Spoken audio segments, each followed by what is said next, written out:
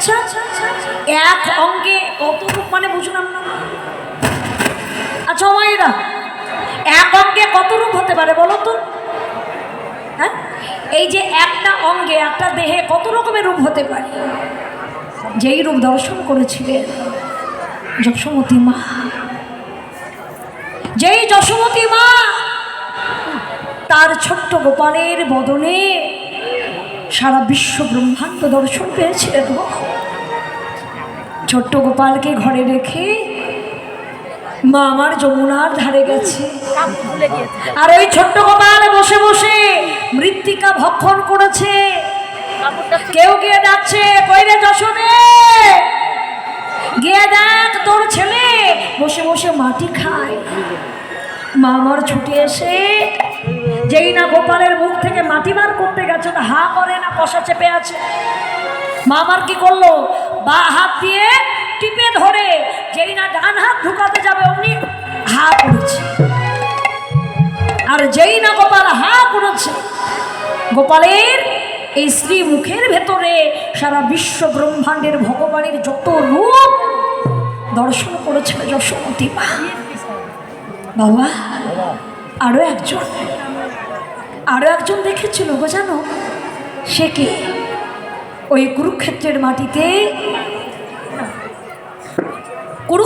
মাটিতে সখা অর্জুন, তিনি দেখেছিলেন। মায়ের একটু সকলে উলুধ্বনি করো, তোমাদের দান যেন ভক্ত সেবায় লাগে।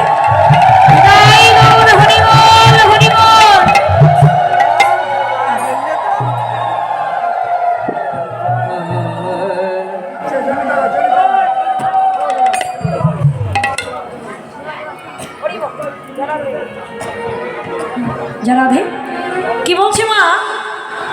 কুরুক্ষেত্রের মাটিতে দেখেছিলেন সখা অর্জুন, ভগবান শ্রীকৃষ্ণের বিশ্বরূপ, তাই না?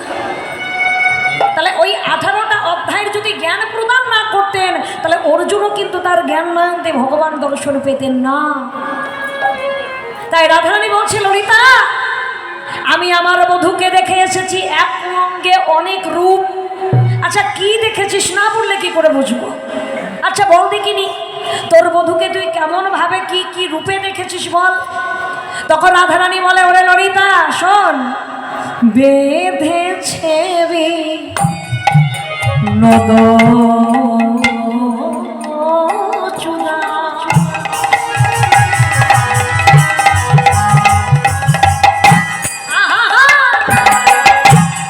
নবগুঞ্জা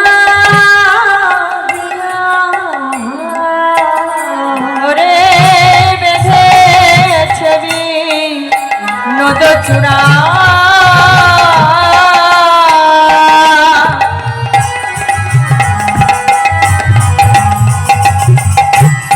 নবগুঞ্জা দিয়া হারি ওপরে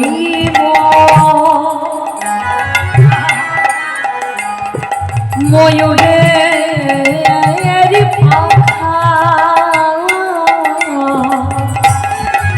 ওই পাখা কামে হেলাইয়া হেলাইয়ার উপরে ময়ূরের পাখা,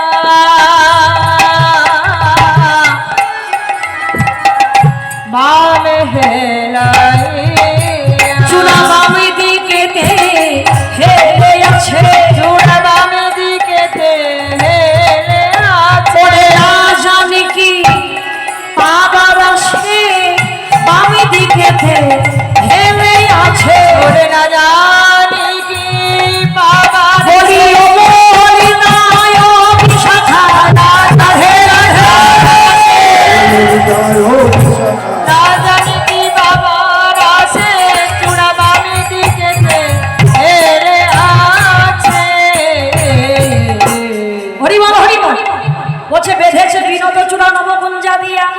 নবগুঞ্জ কি গো? নবগুঞ্জ চেনো কি?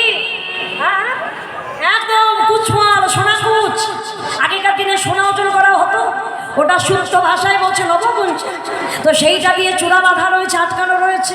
আর কি কালিয়া বরণ খানি চন্দনেতে মাথা, আমা হইতে যাচ্ছিল মন নাহি গেল রাখা,